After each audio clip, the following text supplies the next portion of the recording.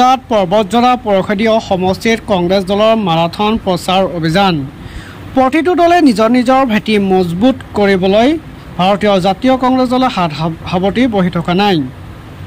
পৰ্বতজৰা পৰিষদীয় সমষ্টিত জালাবিলা বালাবাৰী বজাৰ প্ৰাংগণত জালাবিলা মণ্ডল কংগ্ৰেছৰ উদ্যোগত আয়োজিত কৰ্মী সভাত উপস্থিত থাকে প্ৰাক্তন মন্ত্ৰী তথা দক্ষিণ হালমানৰ বিধায়ক ৱাজেদ আলী চৌধুৰীৰ লগতে আশাবাদী প্ৰাৰ্থী সোহেন কুমাৰ বৰ্মা। উল্লেখযোগ্য যে পৰ্বতজৰা জিলা কংগ্ৰেছৰ সভাপতি আব্দুল মান্নান শেখৰ সভাপতিত্বত আয়োজিত ভাৰতীয় জাতীয় কংগ্ৰেছ দলৰ এখন জনসভা অনুষ্ঠিত হয় বুলি জানিব পৰা গৈছে। আপোনালোকে জানে যে সেপ্টেম্বৰ মাহত BTID এৰিয়াত নিৰ্বাচন অনুষ্ঠিত হ'ব।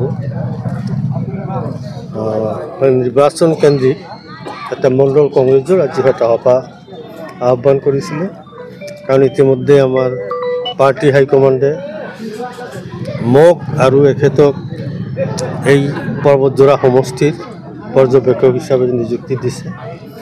গতিকে এখেতক কিছুদিন আগত দিছে, মোক কেইদিনমান আগত দিছে।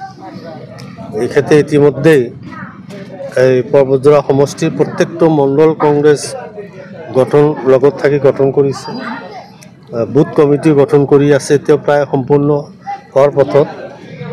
গতিকে ময়ো ইয়াৰ আগতে আহি ব্লক মণ্ডল সভাপতিসকলক লৈ এখন সভা কৰিছিলোঁ।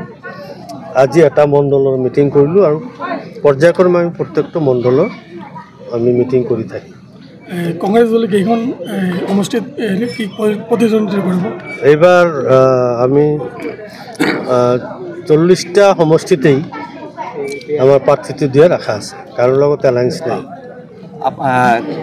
কংগ্ৰেছ আপোনালোকৰ যুঁজখন কাৰ লগত হ'ব বুলি আপোনালোকে ভাবিছে?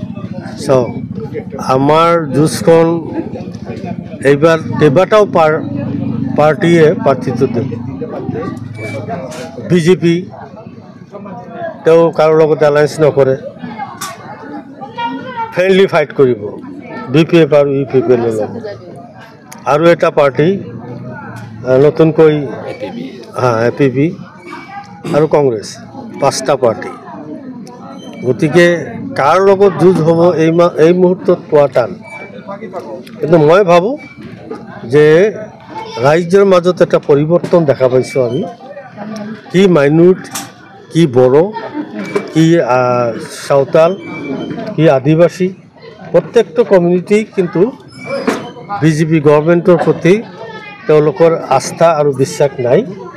গতিকে হেমন্ত বিশ্ব শৰ্মা ডাইৰেক্টলি যিহেতু ইয়াত BJPয়ে প্ৰত্যেকটা সমষ্টিৰ প্ৰাৰ্থীটো দিব, গতিকে তেওঁ সাম্প্ৰদায়িক দলৰ বিৰুদ্ধে আমাৰ ধৰ্মনিৰপেক্ষ দল কংগ্ৰেছক ছাপোৰ্ট কৰিব ৰাইজে আঁকোৱালি ল'ব।